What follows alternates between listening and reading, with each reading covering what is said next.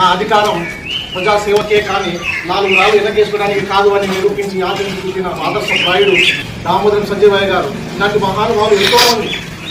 ఒకనొక సమయంలో మన భారతదేశం మూఢనమ్మకాల వలయంలో చిక్కుకున్నప్పుడు బెంగాల్కి చెందిన రాజారాం మోహన్ రాయ్ గారు, మన రాష్ట్రానికి చెందినటువంటి కందుకూరి విజయసింహం గారు, గురజాల అప్పారావు గారు తమ రచనల ద్వారా, ప్రసంగాల ద్వారా అనేక సంస్థలను చేపట్టి ప్రజల్లో చైతన్యం నింపారు.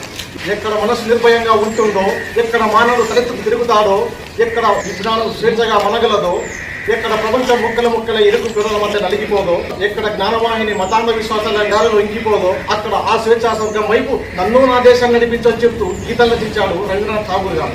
కానీ మనం మై మీరు వచ్చే బాకీ సబ్ వచ్చే అనే మాదిరిగా కాకుండా జంతువు నామ నరజాతి దుర్లభం అన్నారు పెద్దలు. మానవ జాతి అత్యుత్తమైనది. మనిషి పుట్టిన తర్వాత తాను పుట్టిన దేశానికి, సమాజానికి ఎంతో కొంత మేలు చేయాల్సిన అవసరము, బాధ్యత మనపైన ఖచ్చితంగా ఉంది.